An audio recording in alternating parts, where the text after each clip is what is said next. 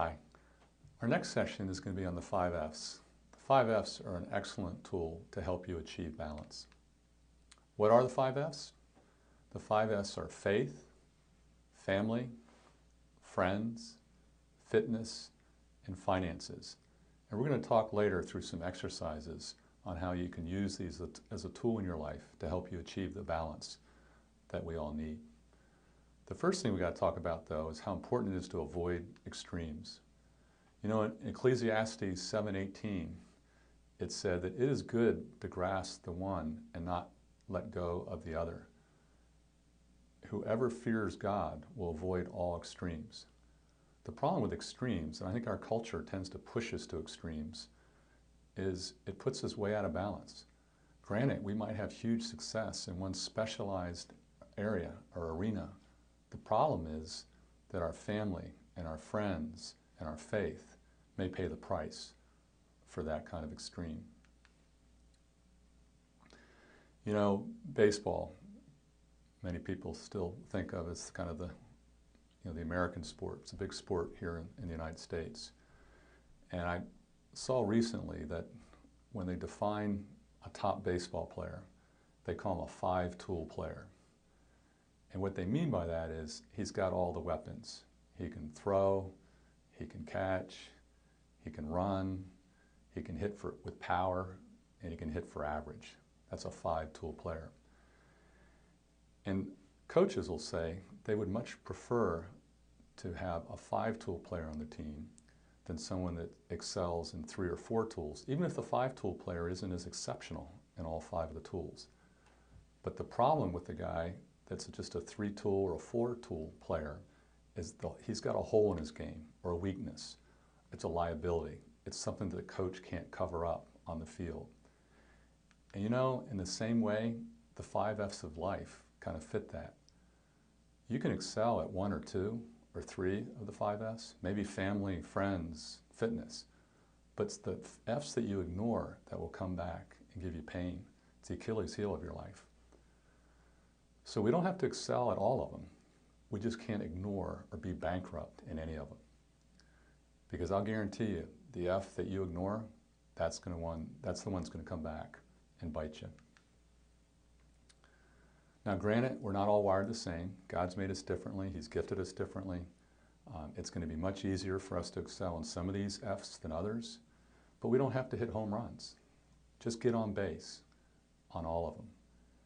I'm sure many of you can have examples of public figures or celebrities, very talented, exceptional in some of the Fs, or maybe businessmen that excel in the financial piece, but they put so much effort into that they have a lack of balance in the other parts of their lives, and it causes a lot of pain. And I think when they look back on their lives, they would have wished they would have done things a little bit differently. There are serious consequences when you ignore any of the Fs. For instance, if you ignore faith. Well, if faith isn't your life's foundation, you're going to make something the foundation. It may be wealth, it may be power, it may be fame, it may be pleasure. You'll find something that defines your foundation. The problem is, other than faith, all these other alternatives will leave you empty. Faith is the only foundation that doesn't have a hole in the bottom of it. You can actually pour your life into a faith foundation and fill your life.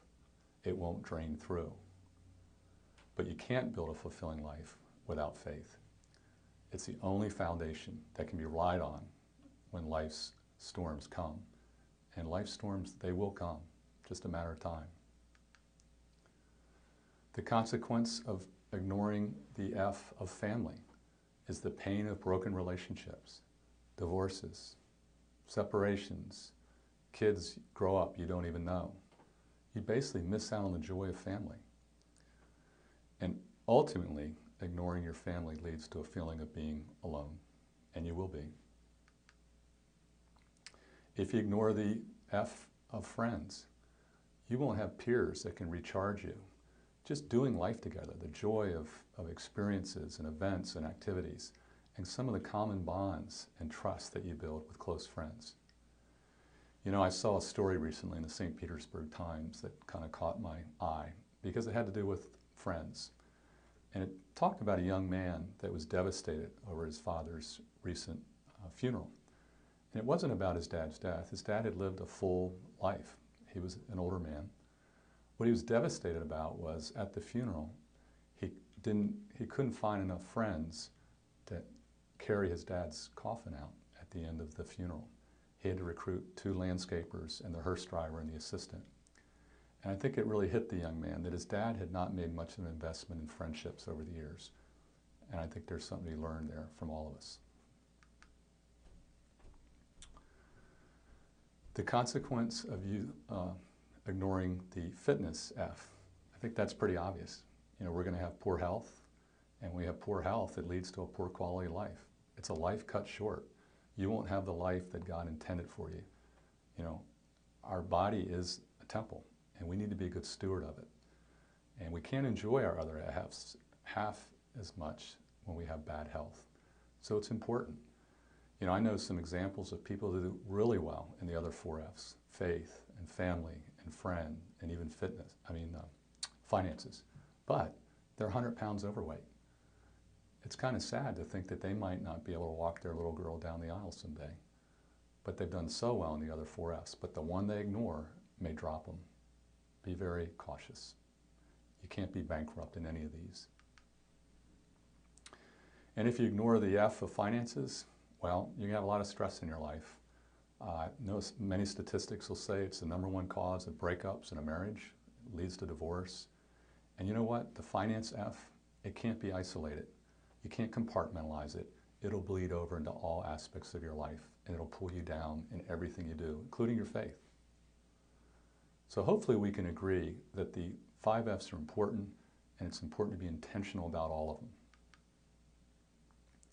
Because ultimately what we want to avoid is to find your balance before burnout, or the triple B. Be proactive. Pursue the 5 Fs with some intention.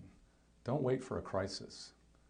For example, you hear about businessmen, and I know some personally, worked long, long hours for many, many weeks, months, and years. And several have come home to a note on the kitchen counter from their wife that they're leaving them. That's waiting too late. That's out of balance. And that's reacting to crisis.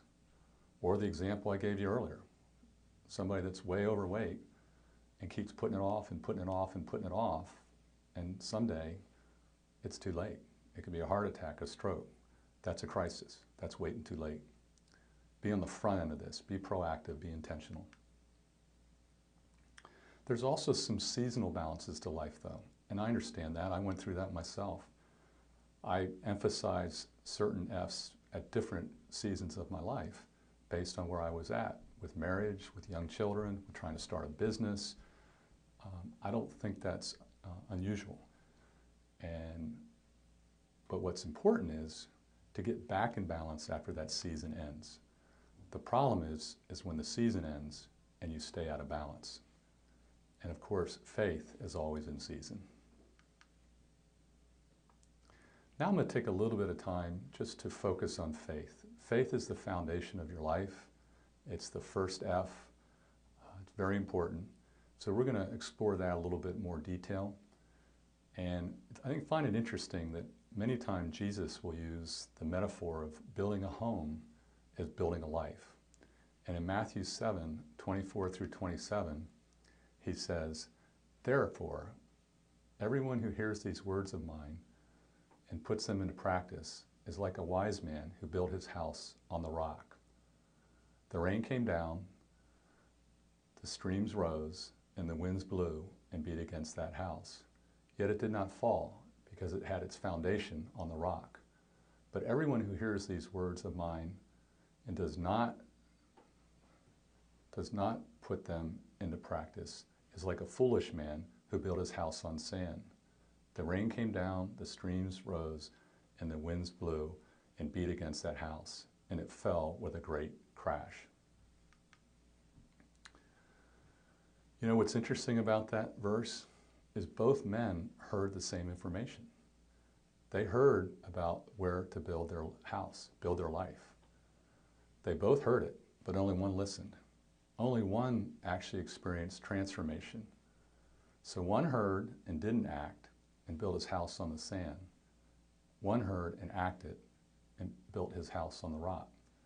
So I think there's a lot of information in the world, but unless you have transformation, information doesn't do you a whole lot of good.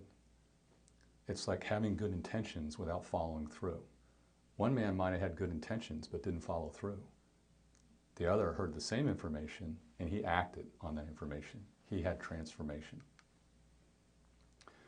What's also interesting is until the storms came, both houses looked fine. They looked great. So they weren't, until a life is tested, whatever foundation you choose doesn't really matter. It matters when the storms of life come. And that's where you'll hear a lot of people today say, I don't need God. My life's fine without faith. I'm doing great. Until it's not doing great, until the storms come. And then these people have nothing to fall back on, nothing solid. There's a hole in it. Whatever they've built their life around, foundation-wise, unless it's faith, there's a hole in it. So we know that no other foundation will support our lives when the storms of life roll in. You know, another verse that I think speaks to this is Matthew 7:24 and 27, which is, unless the Lord builds the house, the work of the builders is wasted. Actually, that's Psalm 127:1. But that speaks to how important building the right foundation is.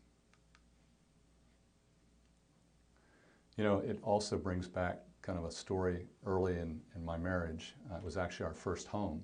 It was an older home, but we were really excited about it, as anybody is, I think, over their first home. And we had a lot of cracks in the wall. So I brought a painter in. We repainted anyway. And my wife and I had him repaint. And within 2 or 3 weeks later, we had to call the painter back. The cracks had reappeared. And then it happened again. Again, it was 2, 3, 4 weeks. And we brought the painter back again. You know, at some point, the painter kind of pulled me aside and he said, Dave, you don't have a paint or a drywall problem. You've got a foundation problem. Isn't that true of our culture and world today? There's cracks everywhere. There's cracks in the wall. But there's symptoms. There's symptoms of a bigger problem. There's symptoms of lives that are being built on a faulty foundation. You know, unless faith becomes our foundation, we're just going to continue to spend our time painting over and trying to cover up cracks. And we're never going to stop doing it. The core issue will never change. And until that's addressed, I don't think it ever will change. You know, bottom line is we build our own house, and it starts with picking the right foundation. I'm going to read you a story now that I really think speaks to this, and it's called The Carpenter Story. Think about this. An elderly carpenter was ready to retire. He told his employer contractor of his plans to leave the house building business and live a more leisurely life with his wife, enjoying his extended family. He'd missed the paycheck, but he needed to retire. They could get by. The contractor was sorry to see his good worker go and asked if he could build just one more house as a personal favor. The carpenter said yes, but in time it was easy to see that his heart just wasn't in the work. He resorted to shoddy workmanship and used inferior materials. It was an unfortunate way to end his career. When the carpenter finished his work and the builder came to inspect the house, the contractor handed the front door key to the carpenter. "This is your house," he said, "my gift to you." What a shock. What a shame. If he'd only known he was building his own house, he would have done it very differently. Now he had to live in the home he'd built none too well. You know, so it is with us. We build our lives in a distracted way, reacting rather than acting, willing to put up less than the best. At important points, we don't give the job our best effort. Then with a shock, we look at the situation we've created and find that we're now living in the house we built. If we'd realized that, we would have done it differently. I think there's a lot to learn in that story. We build our own house. And you know what? We should always be remodeling. We should always be working on our house. improving, growing, learning. Because faith's a journey. It's not a destination. It's kind of like a river. It's always moving, but it's moving in the same direction towards God. And we may get off the bank at different times, but we all get in the river. And that takes a leap of faith. But I believe God honors that when you take that first step into the river, and then God will continue to guide you safely down the river. And sure, you're going to hit some rocks, but God will be there when you do. Faith's also a muscle. You know, like any muscle, you know, our muscles in our bodies, they've got to be pushed, tested in order to grow stronger. No different. One of my favorite sayings, I believe, comes from Pittsburgh, Pennsylvania, but it speaks to this, and it says, "The strongest steel is tempered in the hottest flame." That's how you get stronger. You get tested. Excuse me. You know, James 1, 2, and 3 says, "Consider it pure joy, my brothers and sisters, wherever you face trials of many kinds, because you know that the testing of your faith produces perseverance." James says it very well. This leap of faith that we're talking about, taking that first step, knowing that God will honor that and meet you there, I think it's summarized very well in this poem, Edges. When we walk to the edge of all the light that we have and take the step into the darkness of the unknown, we must believe one of two things will happen. There'll be something solid for us to stand on, or we'll be taught how to fly. It's by Claire Morris. That speaks to me. Now we're going to shift gears a little bit. One of the things I'd like you to consider, I'm going to suggest an exercise. And you can do this preferably with a friend, a peer, maybe a group of people. But take a big sheet of paper. And on this sheet of paper, I'd like you to kind of review your life's personal faith journey. And it can be a timeline. It can go back to as long as you can remember. But on this big, large sheet of paper, I'd like you to chart out what are some of the things that have impacted your faith walk the most. This could be people, places, events, or experiences. But it's kind of a look backwards so you can see to how you got to where you are right now today. Take some time to do that. I would suggest being alone when you create it, and then share it with some others that you trust. Then, on another sheet of paper, a smaller snapshot to look back at just the last year of your experiences with family, friends, fitness, and finances.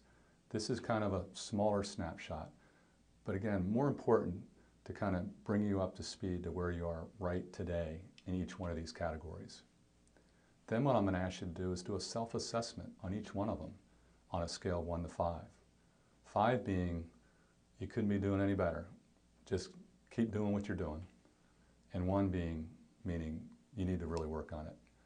It's weak, and you need to, God's kind of nudging you that you have to make some changes in this area.